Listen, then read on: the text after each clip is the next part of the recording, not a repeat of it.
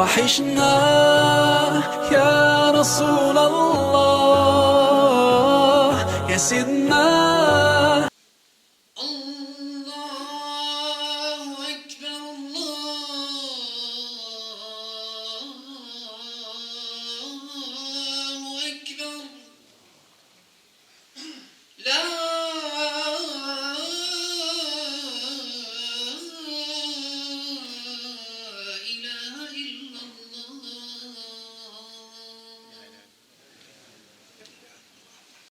ولسلطانك القديم، وأشهد أن لا إله إلا الله وحده لا شريك له ولا معبود بحق سواه ولا ند له، أشهد أن محمدا عبد الله ورسوله وصفيه من خلقه وحبيبه، أرسله ربه بالهدى ودين الحق ليظهره على الدين كله ولو كره الكافرون.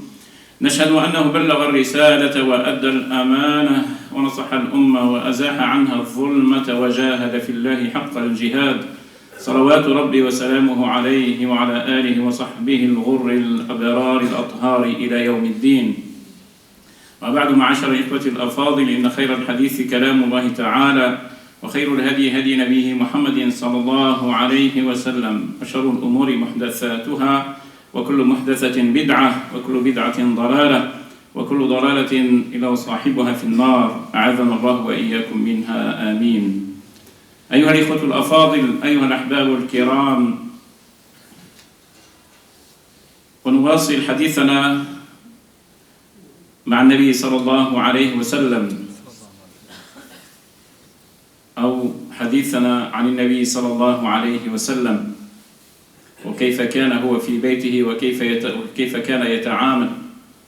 أيها الإخوة الأفاضل، وفي أول يوم من هذه السنة الميلادية أردت أن أقف وقفة أو ملاحظة قبل أن أبدأ هذا التذكير. لا أريد أن أدخل أيها المؤمنون في هذا الجدل في قضية بدعة وليس بدعة إلى غير ذلك مما نسمعه دائما عند حلول العام الميلادي، لكن أيها الإخوة الأفاضل، هي لنا محطات فقط. ممكن خلال السنة في كل مرة ممكن تأتينا فرصة لكي نحاسب أنفسنا ولكي نراجع أنفسنا وأعمالنا. ففي رمضان تكون لنا محطة، وفي صيف تكون لنا محطة، وفي بداية العام الهجري تكون لنا محطة، وفي هذه أيضا تكون لنا محطة، وهكذا نأخذها بهذه البساطة. أيها المؤمنون، كثير من الناس مسلمين أو غير مسلمين دائما في بداية هذه السنة يقول: سأتخذ قرارات لأغير حياتي، وكأن تغيير الحياة مربوط بوقت ما وبتاريخ ما. لكن أقول أيها المؤمنون، ما أسرده من أراد أن يتبع هذا المنهج فله ذلك. فأردت أن أقول أيها المؤمنون، إذا أردت أن تغير حياتك فانظر ماذا صنعت وماذا تريد أن تصنع، وحاول أن تستقطب ما تريد أن تغيره في حياتك من حياة النبي صلى الله عليه وسلم. وهذا ما أقوله إن شاء الله وأسرده. فلك يا أخي ويا أختي أن تأخذ ما أردت من هذه الأمثلة لتتبع حبيبك ونبيك محمد صلى الله عليه وسلم، ولعل هذا يدخل في قراراتك التي تريد أن تأخذها لتغير حياتك. Alors pour les premiers jours de cette nouvelle année, nouvel an grégorien, je ne veux pas entrer dans des polémiques qu'on a le droit, on n'a pas le droit de souhaiter ou de fêter cette année, etc. Simplement, moi, ce que je veux dire, mes frères et mes sœurs, avant d'entrer dans le rappel, c'est que dans l'année, on a quelques stations, quelques moments forts qui nous permettent de faire l'autocritique, de faire le bilan de notre vie. On a, Mashallah, Ramadan, on a l'été, on a début de l'année, Hijr, on a peut-être ces moments et d'autres qui nous permettent un petit peu de tirer les leçons et de faire le bilan sur notre vie, ce qu'on a fait, ce qu'on veut faire, ce qu'il nous reste à faire. Ikhwani, Dans la vie du prophète sallam, on a beaucoup d'exemples à suivre. Certains qui prennent des résolutions au début de chaque année pour changer leur vie. Et moi je vous dis, peu importe que ce soit début d'année grégorien ou nigérien ou à notre moment, essayez de voir qu'est-ce qui a changé dans votre vie. Essayez de voir comment était la vie du prophète sallallahu alayhi wa sallam, quels sont les exemples à suivre. Essayez de les suivre, Inch'Allah. Et c'est ce qu'on essaye de voir aujourd'hui. Je vais donner quelques exemples puisqu'on est en train de suivre cette série de la vie du prophète sallam, comment il était chez lui, avec sa famille, à sa maison, dans sa maison, comment il passait sa journée, comment il programmait sa journée. À nous, à toi mon frère et ma sœur, de choisir qu'est-ce que tu peux faire, qu'est-ce que tu peux changer dans ta vie à la lumière de la vie du prophète sallallahu alayhi wa sallam. On a vu dans les autres vendredis passés comme il était depuis qu'il se lève pour Qiyam al-Layl le matin, à minuit, après au milieu de la nuit, jusqu'au shuruq, jusqu'au duha, avant le dhuhr. On a dit qu'il retourne chez lui pour prendre un peu de repos et puis voir sa famille si tout va bien, et puis il retourne à la mosquée pour enseigner l'islam à ses compagnons. Il retourne chez lui, Ikhwani. Comment il retourne chez lui? Qu'est-ce qu'il fait? Comment il était? Comment il se comportait? Aïcha radiallahu anha raconte, elle dit كان النبي صلى الله عليه وسلم إذا دخل دائما يستاك يعمل السواك. À chaque fois que il rentre chez lui, regardez, à chaque fois c'était une sunna. Dès qu'il se lève, il fait le siwak. Il va pour prier, il fait siwak. Il rentre chez lui, il fait siwak avant de rentrer pour avoir une bonne haleine. Il ne veut pas, peut-être, pendant ce moment-là, peut-être il a dit, là, il veut purifier sa bouche avant de rentrer chez lui. Et on a interrogé Aïcha radiallahu anha, et comment il se comportait à l'intérieur? Comment il était? Est-ce qu'on attend qu'on le serve? Est-ce que, et elle a dit, on a rappelé ce hadith, أنه كان يرقع ثوبه ويخسف نعله ويملأ دلوه ويحلب شاته.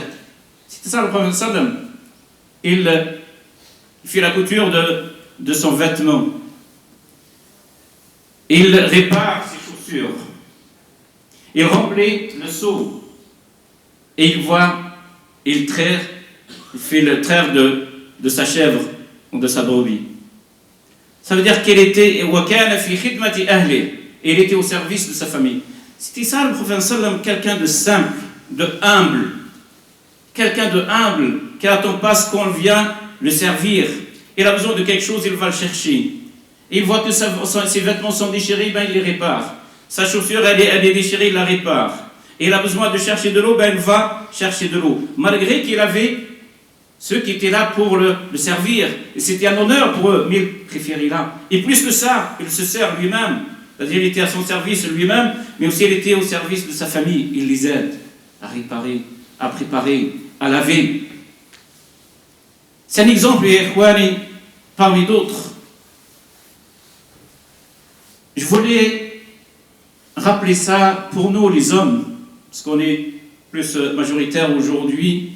Nous, les hommes qui attendons un petit peu qu'on rentre chez soi, on se comporte comme des princes ou comme des maîtres.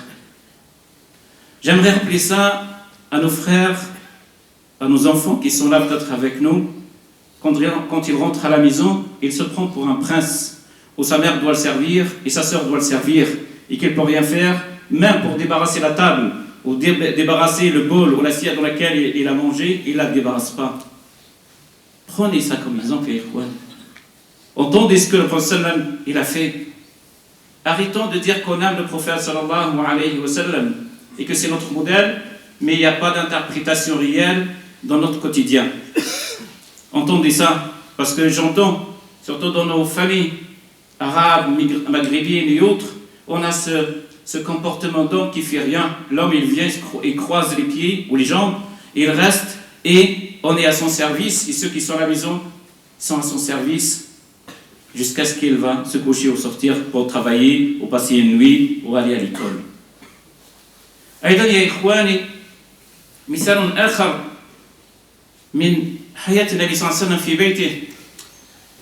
لقد كان النبي صلى الله عليه وسلم رجلا سمحا بساما مبتسما. يعني يعطي شيئا من المزاح ومن اللين في تعامله مع أهله ومع الآخرين ليس فقط مع أهله. Le Prophète sallam était quelqu'un de sympathique, souriant et plaisant. Oui, parce que certains qui pensent, بعض الناس يظنون أن من التدين ومن قمة التدين أن يبقى الإنسان هكذا يعني مقطب الجبين والحاجبين بغير ابتسامة يعني مكشرا كأن هذا هو الإسلام والدين من الغلظة. لا. Certains qui pensent que l'islam c'est être un bon musulman, c'est être quelqu'un de très strict, quelqu'un qui est dur dans son discours, qui ne sourit pas, qui ferme. C'est comme ça c'était l'islam, alors que l'islam c'était le sourire. Le prophète sallallahu alayhi wa sallam nous a appris de sourire, de rencontrer ton frère avec le sourire, de rencontrer les autres avec le sourire, de rencontrer les autres avec un visage rayonnant qui inspire la joie, la confiance et la sérénité, jusqu'à ce qu'il nous dit وَتَبَسُّمُكَ فِي وَجْهِ أَخِيكَ صَدَقَةٌ. Le fait de sourire à ton frère quand tu le rencontres, c'est une sadaqa, c'est un geste de sadaqa. Tu n'as pas besoin de donner 10 euros, 20 euros, 100 euros. Seulement, rencontre ton frère. Que, alhamdoulilah, ton frère qui vient peut-être avec des problèmes, avec des soucis, avec des conflits, quand il te rencontre, tu apportes un peu de joie.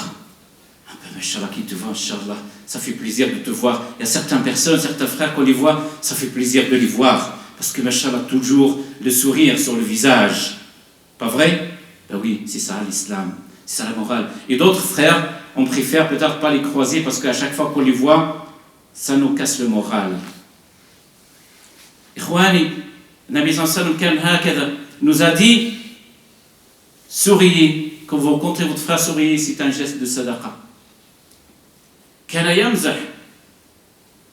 Il plaisantait, il mettait sa famille et ses compagnons à l'aise. À l'aise. Ne pas interdire ce qu'Allah a permis. Regardez, une fois il était en voyage avec ses compagnons. Et à un certain moment, qu'est-ce qu'il leur a dit? Il leur a dit, avancez, avancez, avancez. Il était avec sa femme Aïcha. Et puis il a demandé à Aïcha, allez viens, on va faire la course. Non? Viens, on va faire la course. Et ils ont fait la course. Et c'est Aïcha, elle était encore jeune. Elle a devancé, elle a gagné. Regardez, vous voulez être un petit peu, oui, c'est ça, le gentleman. Et une autre fois, on dit qu'ils étaient pareils dans un autre voyage. Il a demandé encore une autre fois, il a demandé pareil. Ils étaient dans un autre voyage, il a demandé à ses compagnons d'avancer. Et il a été avec Aïcha, il lui a dit, viens, on va faire la course maintenant. Ils ont fait la course et c'est lui qui a gagné. Il lui a dit, هذه بتلك. Cette fois-ci, j'ai pris ma revanche en quelque sorte, parce qu'elle a pris du poids et elle a avancé dans l'âge, elle a pris du poids et donc le salam, il a gagné. Regardez comment il met à l'aise sa famille. إخواني, النبي صلى الله عليه وسلم مرة أعطيكم هذه الأمثلة حتى يا إخواني نتعامل مع أهلنا مع بيوتنا, لأن أحيانا أولادنا لا يجدون الوقت ليترفهوا معنا. أو ربما نحن لا نجد الوقت لنترفه مع أولادنا وأهلنا. Parfois on ne trouve pas le temps et on ne prend pas le temps d'un petit peu de détendre l'atmosphère et l'ambiance chez nous. Et on rentre comme le chef militaire ou d'armée et on sort pareil et on vient et puis on met et puis avec le téléphone ou avec la télé ou avec internet et puis on oublie. Le professeur n'était pas comme ça. Regardez un exemple peut-être qui va nous étonner يا إخواني. مثال قد نستغربه. يروى أن النبي صلى الله عليه وسلم بعد رجوعه من تبوك عائشة رضي الله عنها أهدت له طعام يعني شيء من الدقيق والماء واللحم وأهدته له وهي تهديه في غرفته فإذا معه زوجته سوداء. Donc, à un retour d'une bataille, le prophète sallam, Aïcha voulait faire un petit cadeau, lui préparer un repas, un plat, à base de semoule et de viande et d'eau. Et elle voulait lui amener. Et quand elle est arrivée, en fait, elle était avec son autre coépouse, Saouda. Et quand elle était là, elle voulait montrer qu'elle a bien préparé le plat. Elle a demandé à Saouda, elle a dit, vas-y, mange. Et Saouda, ça ne lui a pas donné envie de manger. Peut-être qu'elle n'aime pas ce plat-là. Je ne mange pas. Et Aïcha, elle était encore jeune. Elle a pris un petit peu de fierté. Il a dit, tu manges. En présence du prophète sallam. Et l'autre lui dit, je ne mange pas. Et Aïcha lui dit, tu manges ou je mets ça sur ta tête. Et Saouda lui dit, non, je ne mange pas. Alors Aïcha, elle prend avec sa main du plat de la soupe et elle balance sur le visage, sur la tête de Saouda. Et la soupe avec la viande, avec l'eau qui collait sur le visage. Et le prophète sallam regarde ça. Qu'est-ce qu'il dit? Il dit à Saouda, tu veux pas te venger toi aussi? Vas-y, c'est ton droit. Et là, Saouda, étonné que le prophète sallam dit. Alors Saouda, elle prend encore une poignée de cette soupe et elle balance sur la tête et sur le visage de Aïcha. Et toutes les deux, elles étaient de la viande et de la soupe et de l'autre du gras sur le visage et sur la tête. Et le prophète se met à rire, rigoler, et puis l'autre rire, et tout le monde était en train de rire, il y avait une ambiance détendue, subhanallah. Est-ce que ça existe dans la famille du prophète sallam, dans la maison? Oui, le prophète sallam, il avait ce côté-là, il n'était pas tendu. أقول قولي هذا واستغفر الله لي ولكم وهو الغفور الرحيم.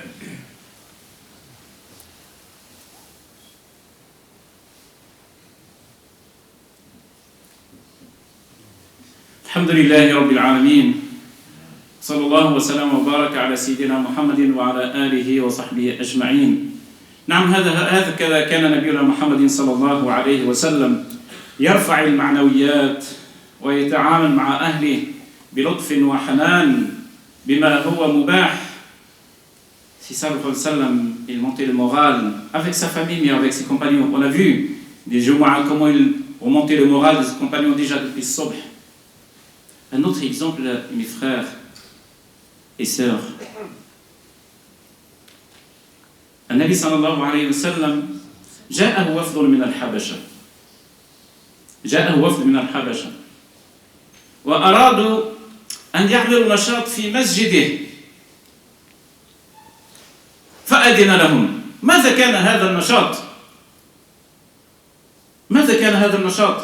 كانت لهم رقصة شعبية يعملونها في الحبشة بالرماح، فأرادوا أن يعملوها في المسجد فأذن لها النبي صلى الله عليه وسلم. وأرادت عائشة أن تأتي تنظر فأذن لها، فكانت عائشة رضي الله عنها تنظر من خلف النبي صلى الله عليه وسلم. وهؤلاء الرجال الأحباش كانوا يلعبون ويمزحون ويرقصون برماح في المسجد.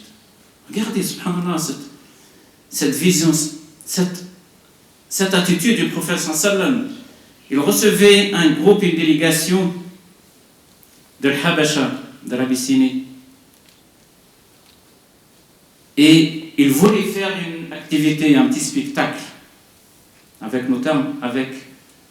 dans la mosquée du prophète sallam. Un petit spectacle, c'était quoi? C'était un petit peu une danse populaire là-bas chez eux, avec des lances. Et l'enseignant a dit, allez-y, faites-nous ce spectacle. Et Aïcha voulait assister à ce spectacle. Elle a dit, viens. Et elle était là, venue, pour regarder. Dis, subhanallah, dans la mosquée, imaginez aujourd'hui, il y a un groupe qui vient, je ne sais pas de quel pays, et il vient pour nous faire un spectacle. Et qui vont ici danser avec leurs instruments. Enfin, c'est pas la musique, mais il veut dire, voilà, qu'avec des bâtons ou avec des choses, quelle attitude on aura? Mais le prophète, il voulait, tant que il n'y a rien de grave, il n'y a rien d'interdit dans ça, il a dit, vas-y, pour lui, pour les compagnons et pour sa famille, sallallahu alayhi wa sallam. Et une autre fois, une femme, Saouda, une femme qui voulait, elle a pris une bataille, elle est revenue, j'ai attendu Nabi sallallahu alayhi wa sallam, elle est venue vers le prophète, il a dit, ô prophète, j'ai fait un nadr, j'ai fait une promesse, si tu rentres sain et sauf, je viendrai vers toi et faire le tam-tam. Adribu bid-daf, la in nadhartu lillahi nadr, la in najjaka Allahu azza wa jal, la adribanna bid-daf bayna yadayk. J'ai fait un serment, j'ai fait une promesse. Si tu reviens sain et sauf, je viendrai pour faire le tam-tam en ta présence. فقال النبي صلى الله عليه وسلم إن لم تكوني نذرت فلا. Si tu n'as fait pas cette promesse, ne fais pas. أما إن نذرت فنعم. Mais si tu as fait cette promesse, cet engagement, vas-y. Et elle s'est mise à taper, faire le tam-tam et chanter en présence de sa famille. Après, Abu Bakr, il vient, il regarde ça, il dit rien. Et Ali, il vient, et Uthman, il vient, il trouve cette femme en train de faire. Jusqu'à ce que Omar il vient, il dit c'est quoi ça? Et après la femme, elle s'est tue, elle s'est arrêtée. فضحك فتبسم النبي صلى الله عليه وسلم وقال إن الشيطان لا يخشى منك يا عمر. Il dit même le shaitan il a peur de toi Omar. Cette femme il n'y a pas que cette femme qui a peur de toi. C'est shaitan. Regardez comment il était. Il autorisait des choses qui permettent d'avoir cette détente et cette ambiance là. Mais c'était pas seulement ça, ya ikhwani. Il y avait d'autres choses. النبي صلى الله عليه وسلم نعم كان يخدم أهله ويخدم نفسه وكان يمزح مع أهله لكن كان أيضا يعلمهم إذا رأى منكر أو شيء لا يرضاه وكان يحثهم على الطاعة. Il les tirait vers le haut, il n'acceptait pas malgré qu'il était détendu, qu'il plaisantait, qu'il s'amusait avec sa famille, mais il n'acceptait pas quand il y a quelque chose d'irréprochable, de voir quelque chose d'irréprochable ou quelque chose qui doit faire et qui se tue pas et qu'il le montre. Quelques exemples. ذات مرة النبي صلى الله عليه وسلم ذكر زوجته صفية. Il a parlé de sa femme صفية. فقالت عائشة وما تلك هذه وأشارت بيدها أنها كانت قصيرة قد أبدلك الله خيرا منها. Quand ça lui parlait de cette femme qui était une de co-épouses, s'appelle sa fille, il a dit mais qu'est-ce que Aïcha, jalouse, il a dit mais qu'est-ce que tu me parles de cette femme qui est petite de taille, alors qu'Allah t'a donné autre chose de mieux. Et Nabi sallallahu alayhi wa sallam il ne s'est pas dû. لم يسكت عن هذا. قال لها يا عائشة لقد قلت كلمة لو مزجت بماء البحر لمزجته. C'est grave, Aïcha, ce que tu viens de dire que cette femme est petite. Tu la critiques. Il a dit, tu as prononcé un mot, une parole. Si elle était mélangée ou si elle est mélangée avec l'eau de la mer, elle le mélange. Ne recommence pas, Aïcha. Et il va chez. Et il avait ce Rabib, le fils de son épouse, Omar, un jeune homme qui s'appelait Omar. Il était là en train de manger. Il est venu, il s'assied avec lui. Il était en train de manger avec lui, sauf qu'il était encore gamin, un enfant. Il commence à manger de partout, à mettre sa main de partout et manger. Frère, il voulait lui apprendre les bonnes manières. Il a dit Ya Ghulam, Sammillah, wa kul biyaminik, wa kul mimma yalik. C'est ça, la bonne éducation. Il a dit non, c'est pas comme ça, mon fils, c'est pas comme ça. Il a dit, dis Bismillah quand tu commences, et mange avec ta main droite, et mange de ce qui est devant toi, ne mange pas devant les autres.